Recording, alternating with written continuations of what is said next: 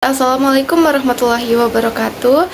Perkenalkan, saya Dian Perwana Putri dengan NIM channel 23014 dari program studi D3 Akuntansi angkatan 2023. Di sini saya akan menjelaskan materi mengenai hukum anti monopoli dan persaingan usaha.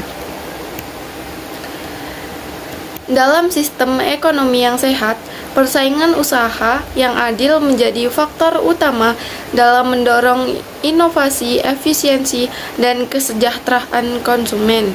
Namun, dalam praktiknya, banyak pelaku usaha yang melakukan tindakan monopoli atau persaingan usaha tidak sehat untuk menguasai pasar dan menghilangkan kompetitor. Meskipun regulasi telah ditetapkan, masih terdapat berbagai tantangan dalam implementasi hukum anti monopoli, seperti kesenjangan dalam pengawasan, kesulitan pembuktian kasus, serta munculnya bentuk persaingan usaha baru akibat perkembangan teknologi dan globalisasi. Monopoli dan penyalahgunaan dominasi pasar. Monopoli terjadi ketika satu perusahaan atau kelompok usaha menguasai pasar secara dominan, sehingga menghilangkan atau mengurangi persaingan. Dalam beberapa kasus, monopoli dapat terbentuk secara alami karena efisiensi dan inovasi, tetapi seringkali terjadi akibat praktik bisnis yang membatasi akses bagi pesaing. Salah satu bentuk yang paling merugikan adalah penyalahgunaan dominasi pasar, di mana perusahaan dengan posisi pasar yang kuat menggunakan kekuasaannya untuk menghambat persaingan. Kartel dan persekongkolan usaha. Kartel dan persekongkolan usaha adalah bentuk kerjasama tidak sah antara beberapa pelaku usaha yang bertujuan untuk mengendalikan pasar dan menghilangkan persaingan. Kartel terjadi ketika sekelompok perusahaan bersekongkol untuk mengatur harga, membatasi produksi, atau membagi wilayah pasar guna memaksimalkan keuntungan bersama. Bentuk kartel yang paling umum meliputi kartel harga atau kesepakatan untuk menetapkan harga minimum atau maksimum, kartel produksi atau membatasi jumlah produk yang diproduksi untuk mengontrol pasokan, serta kartel wilayah atau membagi pasar agar masing-masing perusahaan tidak saling bersaing. Praktik persaingan usaha tidak sehat. Praktik persaingan usaha tidak sehat adalah segala bentuk tindakan yang dilakukan oleh pelaku usaha untuk memperoleh keuntungan dengan cara melanggar hukum dan etika bisnis, sehingga merugikan pesaing maupun konsumen. Praktik ini bertentangan dengan prinsip persaingan yang sehat dan dapat menghambat pertumbuhan ekonomi serta inovasi. Beberapa bentuk praktik persaingan usaha tidak sehat yang sering terjadi antara lain yaitu diskriminasi harga, di mana perusahaan memberikan harga berbeda kepada pelanggan tanpa alasan yang jelas, perjanjian eksklusif yang membatasi distributor atau mitra bisnis untuk hanya menjual produk dari satu perusahaan tertentu, dan boikot terhadap pesaing, yaitu kesepakatan antar pelaku usaha untuk menghalangi atau merugikan pesaing secara tidak adil.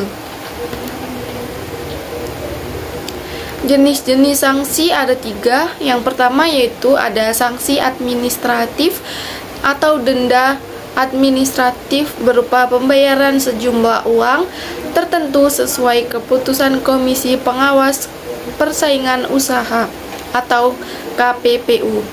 Yang kedua ada sanksi perdata, yaitu di mana pihak yang dirugikan akibat praktik persaingan tidak sehat dapat mengajukan gugatan ganti rugi melalui pengadilan. Yang ketiga, sanksi pidana. Sanksi pidana berupa kurungan atau denda yang lebih besar, terutama jika pelanggan tersebut merugikan kepentingan publik secara luas. proses penegakan hukum, yaitu yang pertama pelaporan dan pengaduan. Proses dimulai dengan adanya laporan atau pengaduan dari masyarakat, pelaku usaha, atau instansi terkait mengenai dugaan pelanggaran hukum persaingan usaha. Yang kedua, penyelidikan dan pemeriksaan awal, di mana KPPU melakukan penyelidikan awal untuk mengumpulkan bukti terkait dugaan pelanggaran. Yang ketiga, pemeriksaan lanjutan dan sidang KPPU. KPPU mengadakan sidang pemeriksaan untuk mendengarkan keterangan dari pelapor, terlapor, saksi, dan ahli. Yang keempat, keputusan dan pemberian sanksi. Jika terbukti bersalah, KPPU dapat menjatuhkan sanksi administratif seperti denda, pembatalan perjanjian, atau rekomendasi tindakan lebih lanjut. Yang kelima atau yang terakhir ada upaya hukum dan banding, di mana pelaku usaha yang tidak setuju dengan keputusan KPPU dapat mengajukan keberatan ke pengadilan negeri dalam jangka waktu tertentu. Dampak globalisasi dalam persaingan usaha. Globalisasi telah mengubah landscape persaingan usaha dengan memperluas pasar dan meningkatkan keterlibatan perusahaan asing di berbagai sektor industri. Di satu sisi, globalisasi mendorong inovasi dan efisiensi karena pelaku usaha harus bersaing dengan perusahaan global yang memiliki teknologi dan sumber daya yang lebih maju. Selain itu, terbukanya akses pasar internasional memberikan peluang ekspansi bagi perusahaan lokal untuk menjalankan lebih banyak konsumen dan meningkatkan daya saingnya. Selanjutnya ada prospek penguatan regulasi. Penguatan regulasi dalam hukum persaingan usaha menjadi langkah penting untuk memastikan terciptanya iklim bisnis yang sehat, adil, dan kompetitif. Seiring dengan perkembangan ekonomi digital dan globalisasi, tantangan dalam pengawasan praktik monopoli serta persaingan usaha tidak sehat semakin kompleks. Oleh karena itu, regulasi harus terus diperbarui dan diperkuat agar mampu menghadapi dinamika pasar yang semakin dinamis. Adapun tantangan dalam implementasi hukum, yaitu kurangnya kesadaran dan pemahaman hukum, kendala dalam pembuktian kasus, keterbatasan wewenang dan sumber daya KPPU, tantangan globalisasi dan perkembangan teknologi. Yang terakhir ada lemahnya koordinasi antar lembaga. Baik, selesai sudah materi yang saya sampaikan. Di sini ada kesimpulannya, yaitu hukum anti monopoli dan persaingan usaha memiliki peran krusial dalam menciptakan iklim bisnis yang sehat, adil, dan kompetitif. Regulasi ini bertujuan untuk mencegah praktik monopoli, penyalahgunaan dominasi pasar, serta persekongkolan usaha yang dapat merugikan konsumen dan pelaku usaha lainnya.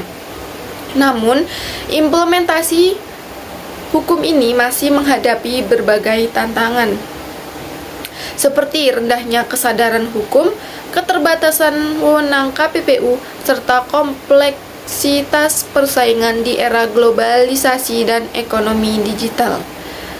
Sekian pemaparan materi dari saya, lebih dan kurangnya saya mohon maaf. Wassalamualaikum warahmatullahi wabarakatuh.